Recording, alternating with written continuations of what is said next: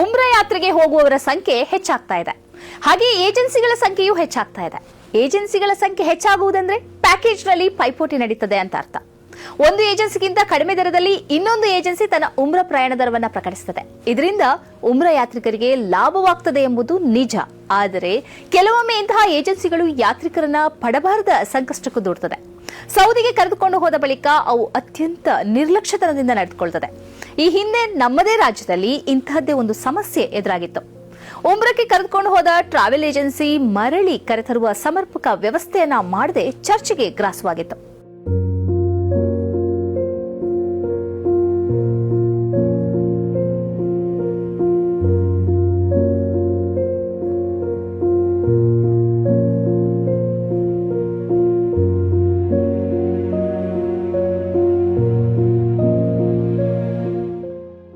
ಇದೀಗ ತನ್ನ ಯಾತ್ರಿಕರ ಬಗ್ಗೆ ಇಂಥದ್ದೇ ನಿರ್ಲಕ್ಷ್ಯ ತಾಳಿ ಆ ಕುಟುಂಬವನ್ನ ಸಂಕಷ್ಟಕ್ಕೆ ದೂಡಿದ ಬೆಳವಣಿಗೆ ಕೇರಳದಲ್ಲಿ ನಡೆದಿದೆ. ಉಮ್ರಾ ನಿರ್ವಹಿಸಿ ಮದೀನದಿಂದ ರಿಯಾದ್ವರೆಗೆ ಬಸ್ಸಿನಲ್ಲಿ ಬಂದ 38 ಸದಸ್ಯರ ತಂಡ ಟ್ರಾವೆಲ್ ಏಜೆನ್ಸಿ ನೀಡಿರುವ ಡಮ್ಮಿ ಅಥವಾ ನಕಲಿ ಟಿಕೆಟ್ನ ಕಾರಣಕ್ಕಾಗಿ 24 ಗಂಟೆ ರಿಯಾದ್ ವಿಮಾನ ನಿಲ್ದಾಣದಲ್ಲಿ ಉಳಿದ ಆಘಾತಕಾರಿ ಘಟನೆ ಇದು. ಕೇರಳದ ಟ್ರಾವೆಲ್ ಏಜೆನ್ಸಿಯ ಮೂಲಕ 45 ಮಂದಿಯ ತಂಡ ಉಮ್ರಾ ನಿರ್ವಹಣೆಗೆಂದು ಮಕ್ಕಕ್ಕೆ ತಲುಪಿತು. ಇದರಲ್ಲಿ ವೃದ್ಧರು, ಮಕ್ಕಳು ಕೂಡ ಇದ್ರು. ಉಮ್ರಾ ನಿರ್ವಹಿಸಿ ಮದೀನಕ್ಕೆ ಭೇಟಿ ನೀಡಿದ ಈ ಗುಂಪು ರಿಯಾದ್ನಿಂದ ಭಾರತಕ್ಕೆ ಮರಳುವ ವಿಮಾನ ಹತ್ತಬೇಕು ಅಂತ ಏಜೆನ್ಸಿ ಹೇಳಿತು. ಮದೀನದಿಂದ ರಿಯಾದ್ ವಿಮಾನ ನಿಲ್ದಾಣಕ್ಕೆ 1200 ಕಿಲೋಮೀಟರ್ ದೂರ ಇದೆ. ಹೀಗೆ ವೃದ್ಧರು, ಮಕ್ಕಳು, ಮಹಿಳೆಯರನ್ನೆಲ್ಲ ಒಂದು ಬಸ್ಸಿನಲ್ಲಿ ರಿಯಾದ್ಗೆ ಕರೆದುಕೊಂಡು ಹೋಗಲಾಗುತ್ತೆ. ಇದೇ ವೇಳೆ ಮದೀನದಲ್ಲೂ ಈ ತಂಡ ಸುಖವಾಗಿರಲಿಲ್ಲ. 45 ಮಂದಿ ಇದ್ದ ಈ ತಂಡವನ್ನ 2 ಸಣ್ಣ ಸಣ್ಣ ರೂಮ್ಗಳಲ್ಲಿ ಉಳಿದುಕೊಳ್ಳುವಂತೆ ಮಾಡಲಾಗಿತ್ತು. ಒಂದು ರೂಮ್ನಲ್ಲಿ 23 ಮಂದಿ ತಗ್ಗಿದ್ದರು. ಮರಳಿ ಕೇರಳಕ್ಕೆ ಹೋಗುವ ಬಗ್ಗೆ ಅನಿಶ್ಚಿತತೆ ಇದ್ದ ಕಾರಣ ಈ 45 ಮಂದಿಯ ತಂಡದಿಂದ 7 ಮಂದಿ ಬೇರ್ಪಟ್ಟಿದ್ದರು ಮತ್ತು ತಮ್ಮ ಸ್ವಂತ ಖರ್ಚಿನಲ್ಲಿ ಕೇರಳಕ್ಕೆ ಪ್ರಯಾಣಿಸಿದ್ದರು. ಉಳಿದ 38 ಮಂದಿ ಬಸ್ಸಿನಲ್ಲಿ ರಿಯಾದ್ಗೆ ಪ್ರಯಾಣಿಸಿದ್ರು. ಈ ತಂಡದ ಅಮೀರ್ ಕೂಡ ಇವರ ಜೊತೆಗೆ ಪ್ರಯಾಣಿಸಿದ್ರು ಅನ್ನೋದು ಮಾಹಿತಿ. ರಿಯಾದ್ನಿಂದ ಮುಂಬೈ ಮೂಲಕ ಕನೆಕ್ಟೆಡ್ ವಿಮಾನದಲ್ಲಿ ಕೇರಳಕ್ಕೆ ಪ್ರಯಾಣಿಸುವುದಕ್ಕೆ ಟಿಕೆಟ್ ನೀಡಲಾಗಿತ್ತು. ಬೋರ್ಡಿಂಗ್ ಪಾಸ್ಗಾಗಿ ಕ್ಯೂ ನಿಲ್ಲುವಾಗ ಈ ಗುಂಪಿನ 7 ಮಂದಿಯ ಕೈಯಲ್ಲಿರುವ ಟಿಕೆಟ್ ಡಮ್ಮಿ ಅಥವಾ ನಕಲಿ ಎಂಬುದು ಗೊತ್ತಾಯಿತು.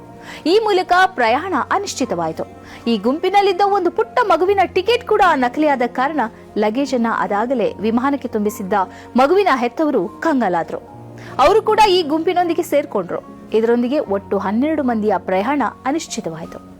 ಉಳಿದ 26 ಮಂದಿ ಮುಂಬೈಗೆ ಪ್ರಯಾಣಿಸಿದ್ರು. ಆದರೆ ಅವರು ಮುಂಬೈಗೆ ತಲುಪಿದ್ರು ಕನೆಕ್ಟೆಡ್ ವಿಮಾನ ಸಿಗದೆ ಅವರು ಮತ್ತಷ್ಟು ಸಂಕಷ್ಟ ಎದುರಿಸಿದ್ರು. ರಿಯಾದ್ ವಿಮಾನ ನಿಲ್ದಾಣದಲ್ಲಿ ಗಂಟೆಗಟ್ಟಲೆ ಕುಳಿತ ಈ 12 ಮಂದಿ ತಂಡಕ್ಕೆ ಏನು ಮಾಡುವುದೆಂದೇ ಗೊತ್ತಿರಲಿಲ್ಲ.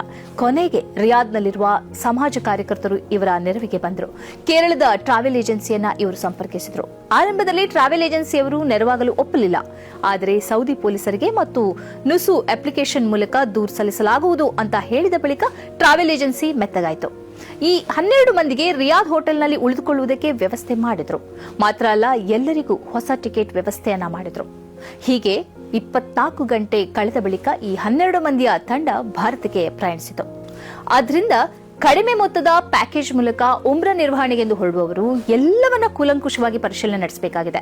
ಪ್ಯಾಕೇಜ್ನ ಮೂಲಕ ಸಿಗುವ ಸೌಲಭ್ಯಗಳು ಏನೇನು, ಟಿಕೆಟ್ ಎಷ್ಟು ಸರಿ ಇದೆ, ಎಷ್ಟು ನಕಲಿ ಇದೆ, ಮಕ್ಕಾ ಮತ್ತು ಮದೀನದಲ್ಲಿ ವಾಸ ಸೌಲಭ್ಯ ಹೇಗಿರುತ್ತೆ, ಹೀಗೆ ಇತ್ಯಾದಿಗಳನ್ನ ಕೂಲಂಕುಷವಾಗಿ ಪರಿಶೀಲಿಸಿಯೇ ಪ್ರಯಾಣಿಸಬೇಕಾಗಿದೆ ಎಂಬುದನ್ನು ಹೇಳಲಾಗಿದೆ.